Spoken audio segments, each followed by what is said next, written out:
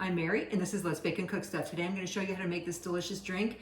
If you watch the Food Network, you might have already seen this. I saw this on The Kitchen with Jeffrey Zakarian made this drink. It's called a Lungarno. It's named after a hotel in France that he visited. And anyway, I guess they served this drink, and he either asked them for the recipe or he concocted this himself. It is fantastic. It's just a few steps, but it's my favorite drink now.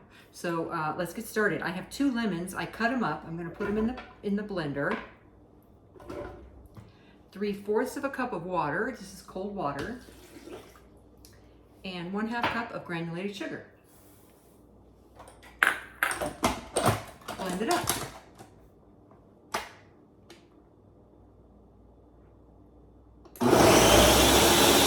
You just want to blend that up until it's blended smooth and the sugars dissolve. Now we are going to strain it.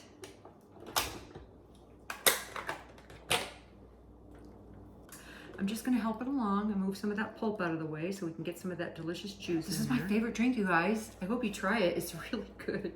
It seems kind of fancy if you watch the Food Network and you watch The Kitchen, you know Jeffrey Zakarian, and he's kind of fancy. He's a fancy guy. This is going in the compost.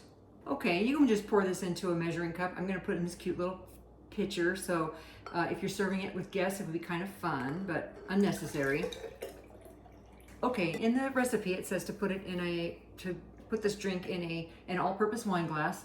This is a pretty good sized wine glass. I put 2 giant ice cubes in there. You can put regular ice in there, but I like these giant ice cubes because they don't melt as quickly as tinier ice cubes, right? So now I need 1.5 ounces of this lemon goodness to be perfect, right?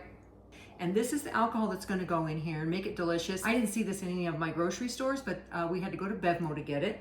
You're going to add 2 ounces of this Amaro, 2 ounces. And now 4 ounces of your favorite sparkling wine or champagne. This is actually almond champagne from Wilson Creek Winery in Temecula. Okay, 4 ounces of champagne. Now give it a stir.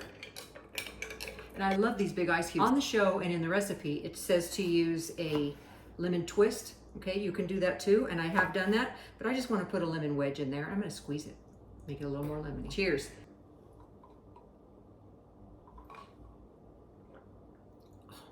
So good. Oh my gosh, thanks for watching. You take care now.